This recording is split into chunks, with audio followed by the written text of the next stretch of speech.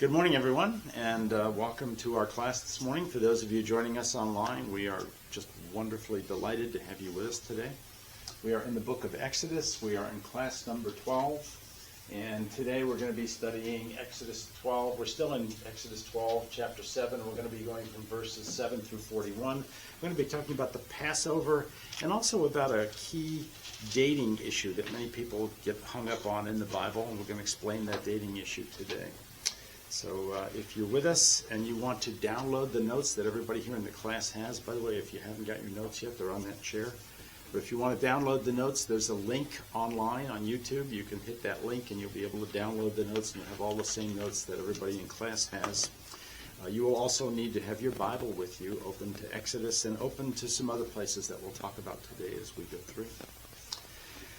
So last week we began studying the Passover and the origins of the Passover. That the Passover occurred because on the night that God was getting ready to move the Jews out of Egypt, He had the people, the Jewish people, prepare their homes in a very special way. They killed a lamb, took blood from that lamb and put it around the doorpost, the upper part of the doorpost and down the sides, the lintels of the doorpost, and put them on the doorposts so that when the angel of death came that night to visit the Egyptians, it would pass over the Jewish houses. So the blood of the lamb over your doorpost protected Jewish families from the angel of death that came that night. And similarly, the blood of the real Lamb, of Jesus, protects us from spiritual death. So the blood of the Lamb is the reason we are free of sin, is the reason that we are not free, but saved of sin, is because the blood of the Lamb is there and we are under that. One of the things you'll notice, by the way, as you look at this, is that the blood of the Lamb is not on the base of the door because people step on that. So that's a piece of it. So let me read, first of all, verses 7 through 13 for you. This is Exodus 12, 7 through 13. Then they, that would be the Jews, are to take some of the blood from the lamb and put it on the sides and tops of the door frames of the houses where they eat the lambs. So eventually they're going to eat the lamb after they've killed it. That same night they are to eat the meat roasted over the fire, along with bitter herbs and bread made without yeast. Do not eat the meat raw or boiled in water, but roasted over a fire. God's being pretty specific here, right? With the head, legs, and internal organs. Do not leave any of it until morning. If some of it is left till morning, you must burn it. This is how you are to eat it, with your cloak tucked in your belt, and your sandals on your feet, and your staff in your hand. Eat it in haste, that is the Lord's Passover.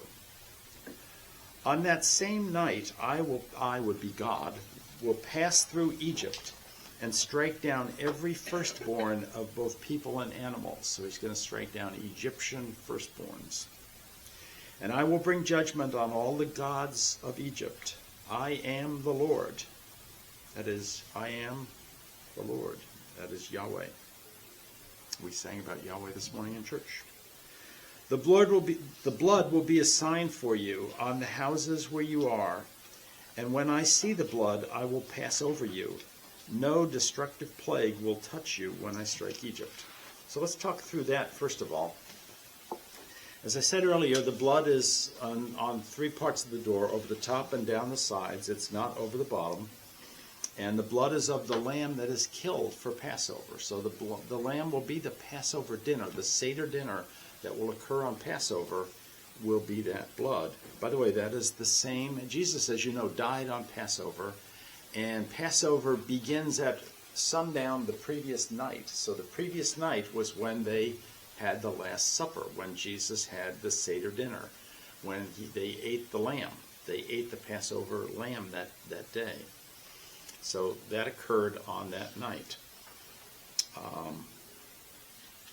So the Israelites had to take the blood of the slain lamb and paint it on the door frames. And they're supposed to use hyssop branches. That's not in what we just read, but you'll see that later on. They use a specific I don't know much about hyssop, but I guess it's easy to spread things with hyssop. It's kind of like a paintbrush or something. And by doing that, it puts this house under the blood of the Lamb, right? So this house is now under the blood of the Lamb. By accepting the ultimate Lamb of God, Jesus, we put ourselves under the blood of the Lamb, and his blood covers us from our sins. So this is symbolic of what Jesus did on the cross. When he died on the cross and shed his blood, gave up his body to cover us so that we would not be held accountable for the sins that we've committed. Now, it goes on to say that the Israelites are to roast the lamb over the fire. So you can't just stick it in a pot and cook it, with water. And it has to be roasted over a fire. You must roast it. That's how it has to be done. It says it has to be done with bitter herbs. Why bitter herbs?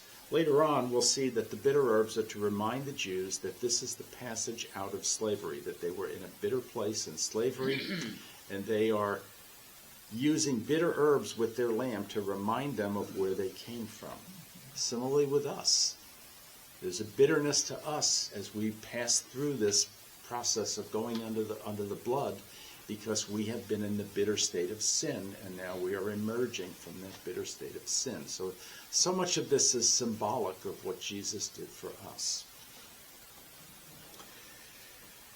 Then it talks about yeast, that there can be no yeast. Well, yeast, we've talked about yeast a few times. Yeast is symbolic, all over the Bible, yeast is symbolic of sin. I read you a number of passages a few weeks ago where yeast is symbolic of sin. A little tiny bit of yeast, if you put it in this giant vat of bread dough, will take the entire bread dough and infect it and make it grow big. It'll puff it up and make it big. Does the same thing in our lives. A little bit of sin in our lives can take our lives and take the infection of sin in that life and just build it up and blow it up and puff it up until sin can control our lives. So yeast in the Bible is symbolic of sin. So they are to eat no yeast on that day.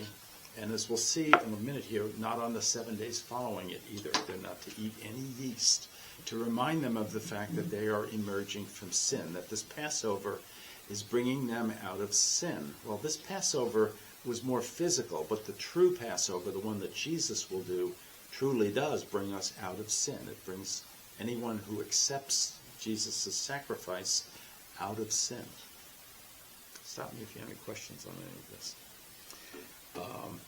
God will, when he sees that they're under the blood, God will know to pass over that house. He will bring death to the Egyptian houses, the houses that do not have blood over their doorposts. Same thing is true with us. If we are not under the blood of Christ, we will have eternal death. And anyone who is not under the blood of Christ will have eternal death, spiritual death, eternal death. Now, another thing that it says is that it says that they are to has to be roasted in one part. The animal has to look like an animal. You can't just cut it up like you do with a chicken or something and put a breast over here and a leg over here and a wing over there. You can't do it that way. You have to roast the animal as one animal. So it has to be seen through the entire process as being an animal. And the same thing is, and again, that's leading us to a thing that the entire process of us coming out of sin is caused by Jesus as a man dying for us, as a full, complete man dying for us. So that the purpose here is to show the lamb all during this process as a full animal, even though he's being roasted on a fire. Show him as a complete full animal. So you're not allowed to just cut the meat up and cook it. That's not how you're allowed to do this. You have to roast him as a full animal. Now it says to leave the internal organs in there. I've looked at a ton of different translations of this, and they all say internal organs. But there are a lot of people who argue that the original Hebrew word really is more trying to create the impression.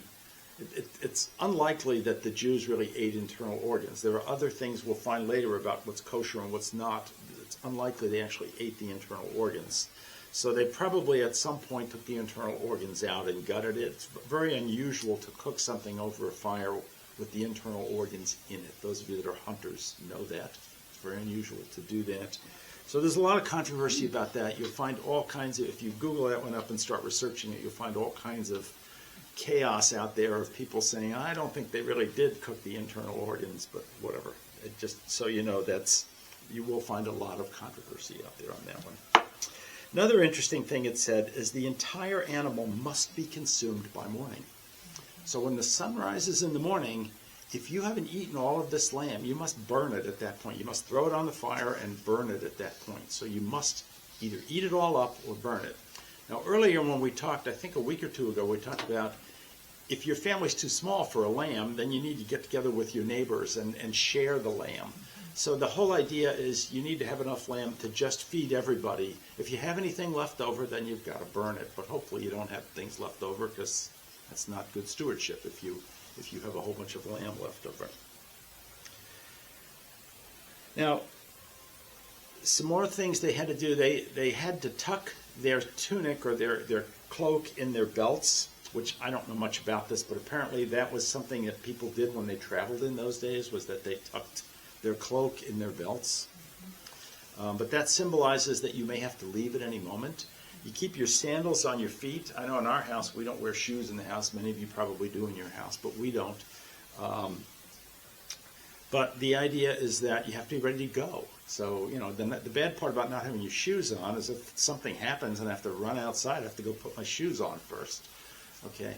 But that's the idea here, is be ready to leave at a moment's notice. That's part of the idea of the Passover, is God is going to do this soon, and when he does, you need to be ready to leave. So that's what God is trying to tell the Jews. And another part is keep your staff in your hand. Now in those days, people walked with a walking stick. Many people still do that today. Thank you, Glenn. Many people still walk with a walking stick, right?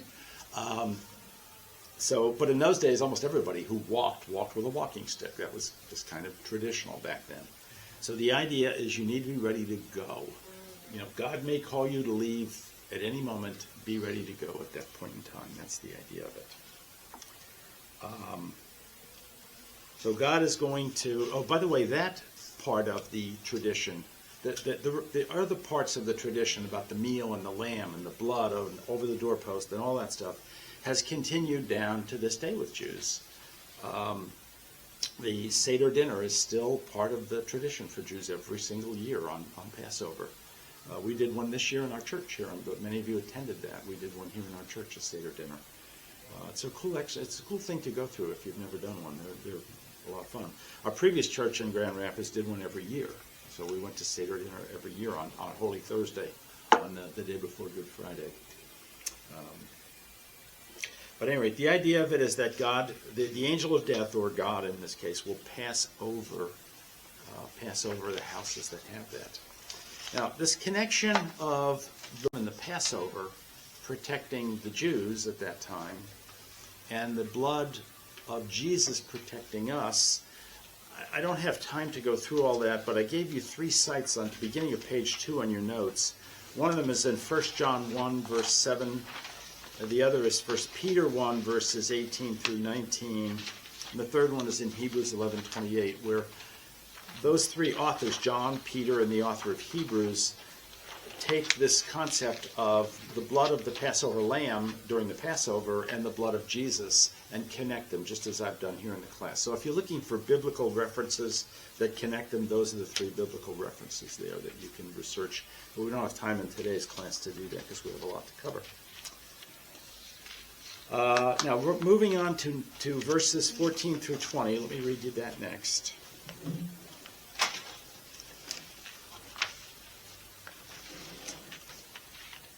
This is a day you are to commemorate for the generations to come. You shall celebrate it as a festival to the Lord, a lasting ordinance.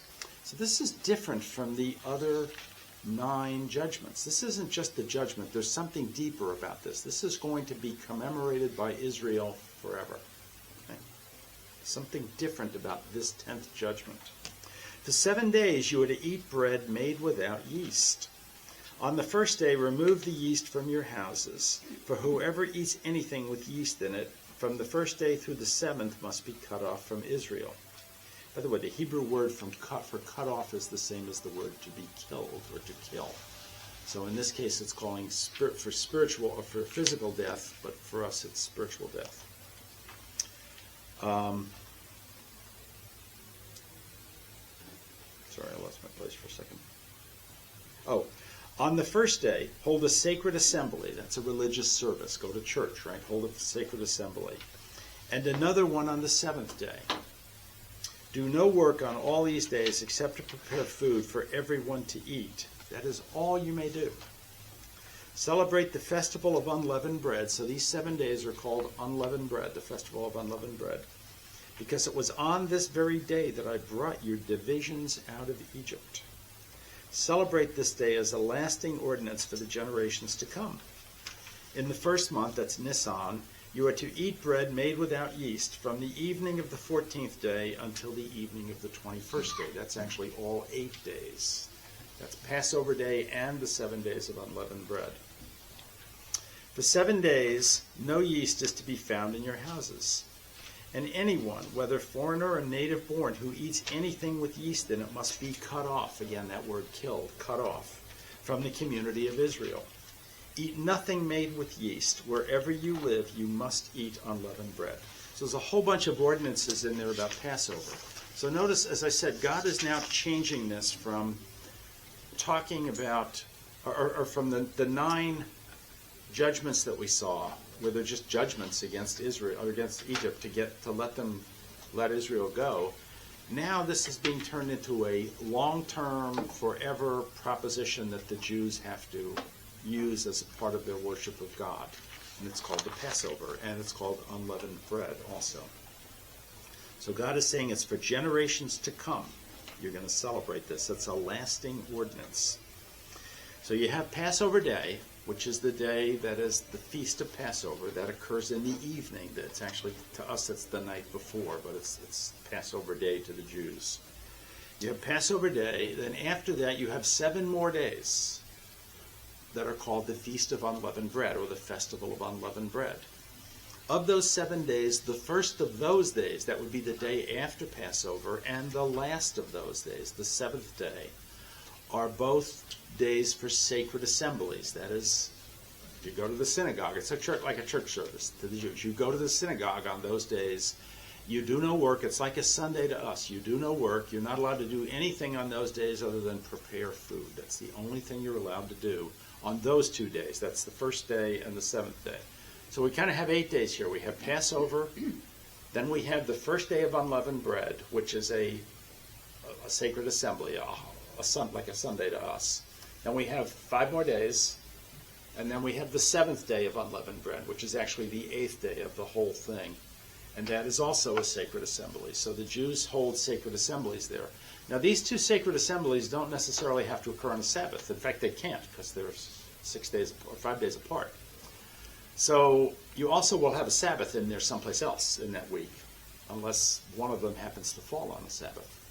So the Jews will have many Sabbaths during that period, during that 8-day period, and they will celebrate those as well as regular Sabbaths. So these are called special Sabbaths. You'll hear that term in the Bible. These are special Sabbaths, and there are a couple of them during the year. Okay. Do we still honor that no manner of work shall be done on those days, on Sunday? I know many Christians who do. I do too. Yeah, I know many Christians who do not do any kind of work on Sunday. Yeah. When Deb owned pharmacies, she was always closed on Sunday. We never opened our pharmacies on Sunday. And I'll tell you, our employees love that. The idea that they always had Sunday off. That drew a certain group of employees in that were very loyal to the company. And we had customers that would come in and say, I'm not going to do business with your pharmacy because you won't fill my prescription on Sunday. That's right. There's Walgreens right down the road, right? They will fill your prescription on Sunday. But Deb, praise the Lord, never opened on a Sunday. So that was something that we did when she was in business. There are many businessmen out there that won't do business on Sunday that are Christians. Not all. It's, we all have to account for that to the Lord in our own way. Can you imagine what it must have been like with children? you know, you don't have, or husbands that don't have football back in those days. I'm just saying, Yeah. how in the world did they continue? I mean, I know it was a different day and age, but it's very difficult for me to think that a child would be different than a lot of children in this day and age. Yeah. How did parents control, and that's the wrong word, but how do you have a blessed day? I mean, when you're honoring the Lord like that back in those days? I really wonder. How do you not lose your temper at your children, is your question? Is that Truly. kind of, yeah, those of us that have raised children know that sometimes it's hard to control yourself I mean, I've always wondered when the about children are, you know, Well, I think that children still play and everything. yeah, children didn't work. Work means going out and doing some kind of, you know, something to earn money or earn a living or whatever. You don't go out in the fields and plow in those days. In those days, most people were in agriculture. You don't send the kids out into the field to plow during that period. Well, I'm thinking they're being stuck in the house. Well, that doesn't say they have to be stuck in the house. Okay, that's kind of what I, Yeah, they can run around outside. People can walk around outside. You can't take a long walk to another city. That's not in here, but that's in a different part of the Pentateuch, of the Torah. We would find that. They actually used to put boundaries up around the town. You could walk to there. You could take a little stroll to there, but you couldn't pass beyond the boundary of that. So. See, children back then, though, were raised knowing that Sunday is the holy day. You just don't do anything. Yeah. So it's not like, I think it was all of a sudden here one day, okay, we can't do it. Yeah. It's been that way since they've known it. Yeah. Other questions? Yeah, for years and years, the Jewish people commemorated the Passover, and they continued to sacrifice animals or lambs. What is their program today as far as the Jewish community? I'm sure they still honor Passover and recognize it, but They use beef today. They're not allowed to sacrifice a lamb anymore. There's a different part of the Torah that we're not studying in this class that says that the lamb must be sacrificed in the temple. There is no temple today anywhere in the world. The temple hasn't existed for 2,000 years. So for the last 2,000 years, the Jews still do Passover, but they use beef today. They don't use lamb because they're not allowed to sacrifice a lamb to God any place for Passover, any place other than in the temple. And there's no temple. So someday, when the Jews rebuild the temple, which we know from the Bible is coming, someday when they rebuild the temple, they'll be able to sacrifice lambs again. what do you mean Making a red they use heifer. beef? In what format? They're making a red beef, a red heifer. They're making, it's already been made. Yeah, well, it's not the red heifer is a different issue. That has to do with, well, that's kind of We'll let it go. beyond where we're going today. But Jewish seders today, they serve beef on them. They don't serve lamb. Well, I don't know. The actual Seder dinner itself, we always had a dinner following the Seder dinner part. And they chose beef on that. But the actual Seder dinner itself didn't have any meat in it. Yeah. Do you remember the seven things? In the Jewish, I believe in the Jewish synagogues they do. I'm not absolutely certain of that. I believe in the Jewish synagogues today they do have a meat that is served. My understanding is that they eat beef, but I could be wrong on that. If I'm wrong, sorry out there. My odd way of thinking, you got 2 to 3 million people here getting ready to leave Egypt Yeah. and involved with this sacrificing the lamb and the parts are, and I keep thinking, there sure must have been a lot of baby lambs around. Oh, raising, yeah, that's why there were so many We're talking shepherds in those hundreds days. of thousands. I mean, a lamb is a young sheep Sure. or a young goat. You can have a goat lamb and you can have a sheep lamb. It's a young, under a year old or something. I don't know exactly at what point it's considered to be a lamb, but it's probably under a year old or something. So, yeah, there've got to be, at the height of Passover during the Christ's time, there were over 1 million lambs a year being slaughtered in the temple. Think of the That's what I blood was thinking, of all of that. Vast numbers of. Huge. Yeah. And the ramp, they would take them up to get them cleaned and get them unbelievable. Yeah, I could go on for an hour on this one. I mean, when Herod rebuilt the temple, he actually built a bridge over the Hinnom River because the blood flow from the temple went down into the Hinnom River. They pushed water down with it, and the Hinnom River was all blood. And you had to come, if you came into the temple from the east, which was how you were supposed to attend, when the Psalms of Ascent, you go up to ascend to the temple, you come from the east. So when they came from the east, they had to cross the Hinnom River, and the Hinnom River was all blood coming down through there. So Herod actually built a causeway over the Hinnom River so that people could get into the temple without having to wade through the blood. That was how much blood there was at Passover time. Well, Incredible. yeah. Okay, other questions on this before we move on? Okay, so what was I again? No yeast for 7 days. So this 7 days is interesting. This 7 days has to do with, from the time, the Passover occurred here in Goshen, and it occurred on the night of Passover. Bear in mind, again, night precedes day in the Jewish day. So this is, to us, it's the night before, but to them, it's the night of. So on that night, that's Passover. A day later, they leave and they begin the Exodus. And they come to a place, we're going to get to this in a few minutes, but they come to a place called Sukkoth. A lot of controversy on where Sukkoth is. If you want to have some fun, Google up where is Sukkoth located. We don't know. We're not absolutely sure. But most people believe it is right at the boundary of Egypt. This was the Gulf of Suez, and that was Egypt's boundary because it was easy to defend. It was very narrow. You could put a few forts up in here, and that was Egypt's boundary in those days. So we assume that it's about 45 miles from here to here.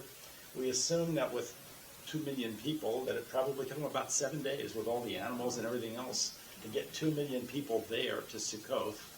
So we assume that 7 days is commemorating. The Lord never exactly says it, but we assume that 7 days, because that 7 days will occur here in a few minutes, is what we're celebrating with the 7 days of unleavened bread. That during these 7 days, the Jews did not have time to stop and bake bread. They had to stop and let bread rise. They had to take what they had and eat it during that 7-day period until they got to Sukkoth. So that's what we think the 7 days is commemorating of the unleavened bread. Okay. Yeah, it's a lasting ordinance. A lasting ordinance means you'd have to do it forever. Many Christians today believe that applies to us as well. I'm not going to get into that controversy. I've had some interesting go-arounds with some people over the years on that. Many Christians today think that is a lasting ordinance for us as well. Some say, no, everything's totally gone. Since Christ went to the cross, we don't need to do any of that anymore. Whatever.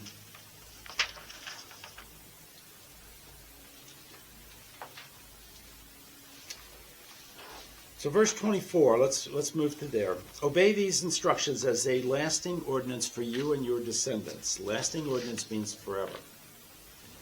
When you enter the land that the Lord will give you as he promised, that's going to be Israel. Eventually when they get there, 40 years later, observe this ceremony. So even when you get to Israel, do this. Keep doing it. Keep doing it forever. And when your children ask you, what does this ceremony mean? Then tell them it is a Passover sacrifice to the Lord, who passed over the houses of the Israelites in Egypt and spared our homes when he struck down the Egyptians. Then the people bowed down and worshipped. The Israelites did just what the Lord commanded. So Moses explains this to the Jews. This is what you have to do. It's a lasting ordinance. This is what God says. Put this blood on your doorposts and and observe this Passover dinner forever. So that's what God tells them. The Israelites say, yes, we're going to do that. They bow down immediately and worship. And you may wonder why did they all of a sudden get religion? Well, the answer is they've just seen 9 judgments and they're about to see a 10th. So they know God is real and they know God is really doing this by this point. So they're saying, yes, Lord, we're with you. So they bow down and worship. And then they did exactly what Moses commanded. So that would imply that every single Jewish house had the blood over the doorpost. That would imply that. Questions on that? Okay, so now what happened? What happened at midnight? The Lord struck down all the firstborn in Egypt. From the firstborn, by the way, I'm on verse 29 of the Arbor passage. At midnight, the Lord struck down all the firstborn of Egypt. From the firstborn of Pharaoh, so Pharaoh's son dies in this, who sat on the throne, to the firstborn of the prisoner who was in the dungeon, and the firstborn of all the livestock as well. Huh? We'll talk about that in next week's class. Next week or the week after. It's coming soon. But we'll talk about that soon. Why did God kill the firstborn of the livestock? What did they do, right? Pharaoh and all his officials and all the Egyptians got up during the night, and there was loud wailing in Egypt, and there was not a house without someone dead. So obviously every family has a firstborn. If they have children, they have a firstborn. And every one of those houses had somebody dead in their homes. Could be, it said earlier that these were firstborn males, so it wouldn't be women, it would be firstborn males. Let me just see what else I had in there that I wanted to talk about.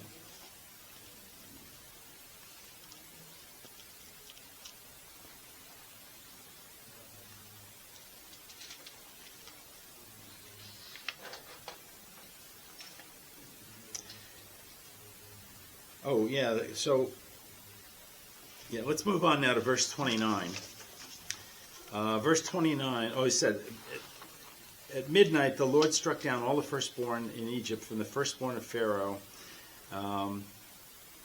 Let's continue actually, verse 31. During the night Pharaoh summoned Moses and Aaron. So Pharaoh calls Moses and Aaron in. Again, that leads to the impression that somehow they were pretty close together up here. This is happening too quickly for him to be down here and summon Moses down here. So the assumption has to be, we know the Jews are in Goshen. The assumption has to be that they will be probably using Avaris. By the way, the name of the Egyptian city that's right here today is called Qantir. If you want to know, if you want to find it on a map of Egypt today, it's called Qantir. And that city, the Bible refers to as being Ramses back in those days, if you wonder where the name Ramses came from. During the night, Pharaoh summoned Moses and Aaron and said, "Up, leave my people, you and the Israelites, go, worship the Lord as you have requested. Take your flocks and your herds as you have said, and go, and also bless me." So Pharaoh says, "I give up. That's it. You just killed my son. You've gone through 10 plagues. We're done. Get out of here." And at that point, he's pretty much forcing them out. Go, get out of here. Take your flocks, take everything. As we're going to find out, they also take the people's gold and silver with them when they go. So the Pharaoh gives that up. Let's move on now to verse 33. The Egyptians urged the people to hurry and leave the country. So the Egyptians are saying, get out of here. We want you out of here. You guys have brought nothing but misery for the last few months. Whatever, all these judgments, we're seeing everything dying around us. Just get out of here and leave us. Just go, go, go. So the Egyptians urged the people to hurry and leave the country, for otherwise, they said, we will all die. So their guess by this point, they keep seeing these judgments getting worse and worse and worse. The firstborns are dying. When is everybody going to die, right? So that's probably what they're thinking. They want the Jews out. And they're willing to give them all their gold and silver to go. So the people took their dough before the yeast was added. So they took their dough with unleavened, no yeast, and carried it on their shoulders in kneading troughs, wrapped in clothing. So they take their dough with them, enough dough to get through 7 days, to get through this place over to Succoth. Enough dough to get for 7 days. The Israelites did as Moses instructed and asked the Egyptians for articles of silver and clothing. Silver and gold and clothing. The Lord had made the Egyptians favorably disposed toward the people, and they gave them what they asked for, so they plundered the Egyptians. So basically they went to the Egyptians in these various towns around them and said, give us all your gold and silver. And the Egyptians said, yeah, just if you'll leave, I'll give you my gold and silver, right? So they gave up all their gold and silver to the Jews. And the Jews ended up getting all this money coming out of Egypt, all this gold and silver. We'll find out later they would use it to make a golden calf. But at any rate, they took all this gold and silver and left. And the people just gave it to them. It's amazing. The Lord worked in their heart. He had promised this is not the first time we've heard this. It's been promised for several weeks now that we've seen through this, that will happen, and now we see it does happen. They actually give the Jews the gold and silver. 37. Yes, thank you. The Israelites journeyed from Ramses to Sukkoth. So remember, this town that's now called Qantir in Egypt was called Ramses back in those days by the Jews. The actual Egyptian name was, I've seen the Egyptian name once this week, or once last week as I went through this. It was long. But today, if you're looking for it on a map, it's called Qantir. That's the one that was called Ramses. So we're not clear. Avaris, however you pronounce this, was very close to Qantir, and that was very close to Goshen. They were all within a few miles of each other, but certainly within a day's walk. So they left from this area, and they began the Exodus. And they began the Exodus heading out from Ramses and going to Sukkoth. Again, we're not exactly sure where Sukkoth is, but we think it was probably right here. There are people that say it was way down here, but you couldn't get there in 7 days with 2 million people and a herd and herds and herds. And there are people who think it's way out here in the Sinai Peninsula. Like I say, if you want to have some fun, Google up where is Sukkoth, and you'll find all sorts of interesting articles out there about what people think about it. I don't know for sure. There was a lot of Israelites. Is it possible they were just from possibly several towns? You know, I mean, there was a lot of Israelites, so maybe they were some in all those. Yeah, by this all point, three of those as towns. we're going to see in a couple of verses, there are 600,000 men. Yeah. If you add that, and bear in mind, they were very productive in children at this point. We talked about that early on. They were producing zillions of children. So there's probably 2 to 3 million Jews leaving the country in the middle of this thing. 2 to 3 million Jews are going to spread out into something bigger than a little village. Yeah. So yeah, it probably was in that area. We don't know exactly. There are archaeologists have really gotten into Goshen in recent years, and we've learned a lot that we didn't even know 20 years ago about Goshen, because archaeologists have been spending time there digging stuff up. And that's how we know the time frame of when they were there and some things like that. Okay. The Israelites journeyed from Ramses to Sukkoth. There were about 600,000 men on foot. So everybody's on foot. Nobody's riding horses. The Jews don't have any horses. They're slaves, right? Women and children. So besides women and children, so you have 600,000 men. You have, when you add in all the women and children, it's got to be at least 2 million, probably more like 3 million Jews are coming out of Egypt. Imagine 3 million people walking across the desert.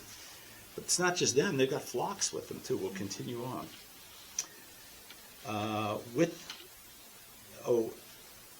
And also large droves of livestock, both flocks and herds. So they're pushing who knows what, chickens, whatever. We have no idea. But whatever it is, it's moving pretty slow. And it takes them 7 days to go 45 miles, which to me makes sense because they get to the border of Israel over here in about 7 days and get over the border.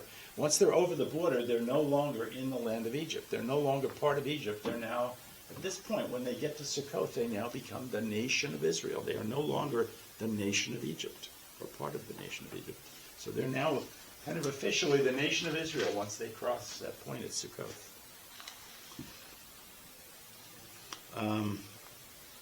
With the dough, thank you. I lose my place easily here. With the dough the Israelites had brought from Egypt, they baked loaves of unleavened bread. The dough was without yeast because they had been driven out of Egypt. So there it is. Pharaoh didn't just say, you can go. He said, get out. Right? They were driven out. They were driven out of Egypt because they had been driven out of Egypt. I thought it was kind of neat in verse 32. He said, and also bless me. Yeah. Well, he says that a lot. I don't know. I looked to see what I could find on that. I couldn't find any commentary on that anywhere in all the different commentaries that I looked at. It was like nobody paid much attention to that. So I don't know why nobody cares about that. To me, there's something that God put in those words, but I'm not quite sure I know what it is. It kind of shows how selfish he was, because I don't think those other plagues bothering his people and stuff, as long as he was okay. Now his And son it's just dies. me, it's all about me. Mm-hmm. It's like Satan. Very well said, John. Yeah, and they'd been driven out and they didn't have time to prepare food for his son. One of the reasons we think that this was probably Pharaoh Thutmose III is that we know that his firstborn son died before he did. We don't know how or why. There's nothing Written. on all these tombs in Egypt, there's nothing that tells us what he died of. But we know that the Pharaoh who came after him, who was Amenhotep II, was not the firstborn son of Pharaoh. So it's very possible that this was, in fact, Thutmose III, who's the Pharaoh I've been guessing all along that this is. Not sure of that, but that's possible. So that's the part about them actually getting out of Egypt now. I want to move into something that's a great controversy in the faith. And any questions on what we've talked about so far? Okay. One of the great controversies in the faith, and the thing that a lot of non-believers use against us, they tend to use the opening chapters of Genesis against us to say, well, how could God possibly have done that way? You know, it's not scientific, whatever. There's all that. But the other thing that they use is that a lot of the dates in the Bible don't seem to work out properly.